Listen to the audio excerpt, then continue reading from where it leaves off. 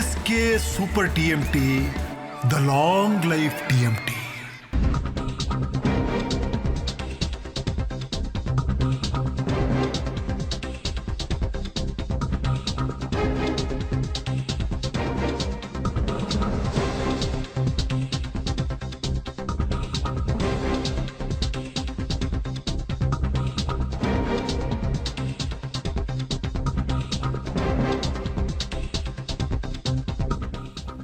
ಶಿವಮೊಗ್ಗದ ಕುವೆಂಪು ವಿವಿಯಲ್ಲಿ ವಿದ್ಯಾರ್ಥಿಗಳು ಪ್ರತಿಭಟನೆಯನ್ನ ನಡೆಸಿದ್ದಾರೆ. NSUI ನೇತೃತ್ವದಲ್ಲಿ ಆಗಿರುವಂತಹ ಪ್ರತಿಭಟನೆ ಇದು. ನೀವು ನೋಡ್ತಾ ಇದ್ದೀರಾ, ಶಿವಮೊಗ್ಗದ ಕುವೆಂಪು ವಿವಿಯಲ್ಲಿ ವಿದ್ಯಾರ್ಥಿಗಳು ಪ್ರತಿಭಟನೆ ಮಾಡ್ತಿದ್ದಾರೆ. ಅಲ್ಲಿ ಕೈಗೆ ಸಿಕ್ಕಿದ್ದನ್ನ ಬಿಸಾಡಿ ಪುಡಿ ಪುಡಿ ಮಾಡಿ ಪ್ರತಿಭಟನೆ ನಡೆಸ್ತಿದ್ದಾರೆ.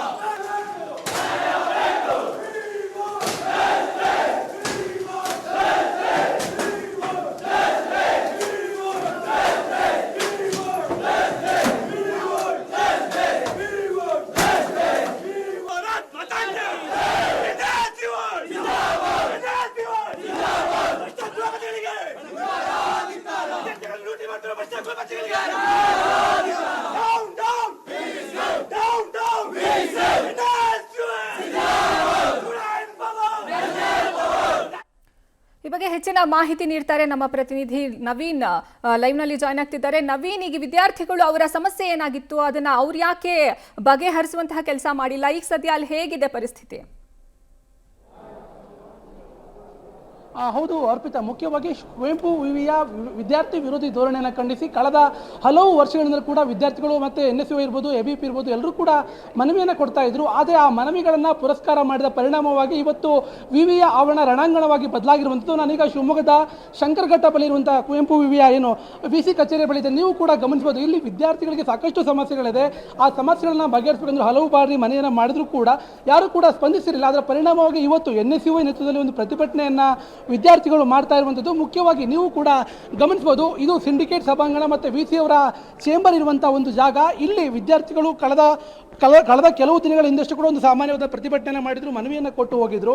ಆದರೆ ಆ ಮನವಿಗೆ ಯಾವುದೇ ರೀತಿಯ ಪ್ರತಿಕ್ರಿಯೆ ಸಿಗದ ಹಿನ್ನೆಲೆಯಲ್ಲಿ ಇವತ್ತು ಮತ್ತೆ ಪ್ರತಿಭಟನೆ ಮಾಡಿರುವಂಥ. ಮುಖ್ಯವಾಗಿ ಈ ಒಂದು ಆವರಣದಲ್ಲಿ ನೀವು ಕೂಡ ಗಮನಿಸಬಹುದು ದೃಶ್ಯಗಳಲ್ಲಿ, ಇಲ್ಲಿದ್ದಂಥ ಅಲಂಕಾರಿಕ ಗಿಡಗಳಿದೆ, ಪಾಟ್ಗಳಿದೆ, ಎಲ್ಲವೂ ಕೂಡ ಹುಡಿಯಾಗಿರುವಂಥದ್ದು, ಪುಡಿ ಪುಡಿ ಮಾಡಿರುವಂಥದ್ದು. ಅಂದರೆ ವಿದ್ಯಾರ್ಥಿಗಳ ಆಕ್ರೋಶ ಆ ಮಟ್ಟಿಗೆ ಇವತ್ತು ಹೆಚ್ಚಾಗಿರುವಂಥದ್ದು. ಅಂದರೆ ಒಂದು ಕಡೆ ಕಳೆದ 5-6 ತಿಂಗಳ ಹಿಂದೆ ಆಗಿರುವಂಥ 1, 3 ಮತ್ತು 5ನೇ ಸೆಮಿಸ್ಟರ್ನ ಪರೀಕ್ಷೆಗಳ ಫಲಿತಾಂಶ ಇನ್ನೂ ಕೂಡ ಪ್ರಕಟ ಆಗಿಲ್ಲ. ಅದರ ಜೊತೆಗೆ ಇಲ್ಲಿ ವಿದ್ಯಾರ್ಥಿಗಳಿಗೆ ಲ್ಯಾಬ್ಗಳ ಸಮಸ್ಯೆ ಇರ್ಬೋದು, ಕೊಠಡಿಗಳ ಸಮಸ್ಯೆ ಇರ್ಬೋದು, ಮೂಲಭೂತ ಸೌಕರ್ಯಗಳ ಸಮಸ್ಯೆ ಇರ್ಬೋದು, ಸಾಕಷ್ಟು ಸಮಸ್ಯೆಗಳು ಇರುವಂಥದ್ದು. ಆದರೆ ಅದು ಯಾವುದನ್ನು ಕೂಡ ಬಗೆಹರಿಸ್ತಿಲ್ಲ. ಕೇವಲ ಮನವಿಯನ್ನು ಸ್ವೀಕಾರ ಮಾಡಿಕೊಂಡು ಅದರ ಕಾಲಕಳೆ ಕೆಲಸವನ್ನು ಅಧಿಕಾರಿಗಳು VC ಇರ್ಬೋದು ಅಥವಾ ರಿಜಿಸ್ಟ್ರಾರ್ ಮಾಡ್ತಾ ಇದ್ದಾರೆ. ಹಾಗಾಗಿ ನಮ್ಮ ಮನವಿಗೆ ಯಾವುದೇ ರೀತಿಯ ಸ್ಪಂದನೆ ಸಿಗ್ತಲ್ಲ ಅಂತೇಳಿ ವಿದ್ಯಾರ್ಥಿಗಳು ಆಕ್ರೋಶವನ್ನು ವ್ಯಕ್ತಪಡಿಸ್ತಾ ಇರುವಂಥದ್ದು. ಮುಖ್ಯವಾಗಿ ಕಳೆದ 3 ವರ್ಷದಿಂದ ಕುವೆಂಪು ವಿವಿಯಲ್ಲಿ ಆದಂಥ ಯಾವುದೇ ಪರೀಕ್ಷೆಗಳಿಗೂ ಕೂಡ ಅಂಕಪಟ್ಟಿಯನ್ನು ವಿತರಣೆ ಮಾಡೋ ಕೆಲಸವನ್ನ ಮಾಡಿಲ್ಲ. ಮುಖ್ಯವಾಗಿ ನೀವು ಕೂಡ ಗಮನಿಸಬಹುದು, VC ಅವರ ಏನು ಬೋರ್ಡ್ ಇತ್ತು, ಆ ಬೋರ್ಡ್ಗೂ ಕೂಡ ಈಗಾಗಲೇ ಕಪ್ಪು ಪಟ್ಟಿ ಮಸಿಯನ್ನು ಬೆಳೆದಿರುವಂಥದ್ದು. ಮುಖ್ಯವಾಗಿ ಇಲ್ಲಿದಂಥ ಚೇರ್ಗಳಿರ್ಬೋದು,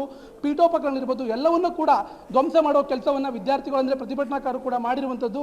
ಅದೇ ರೀತಿಯಲ್ಲಿ ಎಲ್ಲಿದ್ದಂಥ ಮಸಿ ಬೆಳೆ ಜೊತೆಗೆ ಒಂದಷ್ಟು ಚೇರ್ಗಳಿರ್ಬೋದು, ಪಾಟ್ಗಳು ಎಲ್ಲವನ್ನು ಕೂಡ ಹುಡಿ ಮಾಡೋ ಕೆಲಸವನ್ನ ಮಾಡಿದ್ದಾರೆ. ಮುಖ್ಯವಾಗಿ ನಮ್ಮ ಸಮಸ್ಯೆಯನ್ನ ಸರ್ಕಾರ ಪರಿಹರಿಸಬೇಕು. ಮುಖ್ಯವಾಗಿ ಇಲ್ಲಿದ್ದಂಥ ಕಳೆದ ಕೆಲವು 2 ವರ್ಷಗಳಿಂದ ಕೆಲಸ ಮಾಡ್ತಿರುವಂಥ VC ಅವರನ್ನ ರಿಜಿಸ್ಟ್ರಾರ್ ಅವರನ್ನ ವಾಪಸ್ ಕರೆಸ್ಕೊಳ್ಬೇಕು. ಭ್ರಷ್ಟಾಚಾರ ಆರೋಪ ಇರುವಂಥ VC ಅವ್ರನ್ನ ಇಲ್ಲಿ ರಿಜಿಸ್ಟ್ರಾರ್ ಅವರನ್ನು ಕೂಡ ನೇಮಕ ಮಾಡಿದ್ದಾರೆ. ಹಾಗಾಗಿ ತ್ವರಿತವಾಗಿ ಅವರನ್ನ ವಾಪಸ್ ಪಡ್ಕೋಬೇಕು. ಜೊತೆಗೆ ಮುಖ್ಯವಾಗಿ ಎಲ್ಲರನ್ನೂ ಕೂಡ ಅಂದರೆ ಇಲ್ಲಿರುವಂಥ ಮುಖ್ಯವಾದ ಸಮಸ್ಯೆಗಳನ್ನು ಬಗೆಹರಿಸೋ ಕೆಲಸವನ್ನು ಸರ್ಕಾರ ಮತ್ತೆ ಏನು ಮಾಡಬೇಕು ಅನ್ನೋ ಉನ್ನತ ಶಿಕ್ಷಣ ಸಚಿವರು ಮಾಡಬೇಕು ಅನ್ನೋ ಒತ್ತಾಯವನ್ನು ಮಾಡ್ತಾ ಇರುವಂಥದ್ದು. ಮುಖ್ಯವಾಗಿ ಇಲ್ಲಿ ಡಿಜಿಟಲ್ ಮೌಲ್ಯಮಾಪನವನ್ನು ಕೂಡ ವಿವಿಯಿಂದ ತಂದಿದ್ದಾರೆ. ಅದು ಕೂಡ ಸೂಕ್ತ ರೀತಿಯಲ್ಲಿ ಆಗ್ತಿಲ್ಲ. ಅಂದರೆ ಒಂದು ಕಡೆ DG ಲಾಕರ್ನಲ್ಲಿ ಮಾಸ್ ಕಾರ್ಡನ್ನು ಕೊಡ್ತಾರೆ, ಅದು ಕೂಡ ಒಂದು ಬಾರಿ ಪಾಸ್ ಅಂತ ಬಂದರೆ ಮತ್ತೊಂದು ಬಾರಿ ಫೇಲ್ ಅಂತ ಬರ್ತಾ ಇದೆ. ಮತ್ತೊಂದು ಕಡೆ ವಿದ್ಯಾರ್ಥಿಗಳಿಗೆ ಪಾಸಿಂಗ್ ಸರ್ಟಿಫಿಕೇಟನ್ನು ಕೊಡ್ತಾ ಇಲ್ಲ, ಜೊತೆಗೆ ಜಿನೇನ್ ಸರ್ಟಿಫಿಕೇಟನ್ನು ಕೊಡ್ತಾ ಇಲ್ಲ. ಬೇರೆ ಯೂನಿವರ್ಸಿಟಿಗಳಲ್ಲಿ ಜಿನೇನ್ ಸರ್ಟಿಫಿಕೇಟನ್ನು ಕೊಟ್ಟರು ಕೂಡ ವಿದ್ಯಾರ್ಥಿಗಳಿಗೆ ಉದ್ಯೋಗಕ್ಕೆ ಹೋಗ್ಲಿಕ್ಕೆ ಅನುಕೂಲ ಆಗ್ತಿತ್ತು. ಆದರೆ ಶಿವಮೊಗ್ಗ ಜಿಲ್ಲೆಯಲ್ಲಿ ಆ ರೀತಿಯಾದಂಥ ಅದು ಕುವೆಂಪು ಯೂನಿವರ್ಸಿಟಿಯಲ್ಲಿ ಯಾವುದೇ ರೀತಿಯ ಸೌಲಭ್ಯಗಳು ಮಕ್ಕಳಿಗೆ ವಿದ್ಯಾರ್ಥಿಗಳಿಗೆ ಸಿಗ್ತಾ ಇಲ್ಲ. ಹಾಗಾಗಿ ನಾವು ಹಲವು ಬಾರಿ ಒಂದಲ್ಲ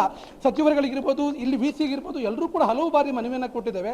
ಆದರೆ ಆ ಮನವಿಗೆ ಯಾವುದೇ ರೀತಿಯ ಪುರಸ್ಕಾರವನ್ನು ಇಲ್ಲಿನ ಅಧಿಕಾರಿಗಳು ಅಥವಾ ಆಡಳಿತ ಮಂಡಳಿ ಅಥವಾ ಏನು ವಿ ಸಿ ಇರ್ಬೋದು ಯಾರೂ ಕೂಡ ಮಾಡ್ತಾ ಇಲ್ಲ. ಅದರ ಪರಿಣಾಮವಾಗಿ ಇವತ್ತು ಈ ಒಂದು ಹಂತಕ್ಕೆ ವಿವಿಯ ಆವರಣ ಬಂದಿರುವಂಥದ್ದು. ಇನ್ನು ವಿವಿಯ ಕಚೇರಿಯ ಮುಂಭಾಗದಲ್ಲಿ ಕೂಡ ಈಗಲೂ ಕೂಡ ವಿದ್ಯಾರ್ಥಿಗಳು ಪ್ರತಿಭಟನೆಯನ್ನು ಮಾಡ್ತಾ ಇದ್ದಾರೆ. ಒಂದು ವೇಳೆ ಈ ಸಮಸ್ಯೆಯನ್ನು ಬಗೆಹರಿಸದೆ ಹೋದರೆ ಮತ್ತಷ್ಟು ತೀವ್ರತೆಯಲ್ಲಿ ವಿದ್ಯಾರ್ಥಿಗಳನ್ನ ಸಾವಿರಾರು ವಿದ್ಯಾರ್ಥಿಗಳನ್ನ ಒಟ್ಟುಗೂಡಿಸಿ ನಾವು ಹೋರಾಟವನ್ನು ಮುಂದುವರಿಸ್ತೇವೆ ಅನ್ನೋ ಮಾತನ್ನು ಅವರು ಕೂಡ ಹೇಳ್ತಾ ಇರುವಂಥದ್ದು. ಮಮತಾ, ಧನ್ಯವಾದ ನವೀನ್ ನಿಮ್ಮೆಲ್ಲ ಮಾಹಿತಿಗಾಗಿ.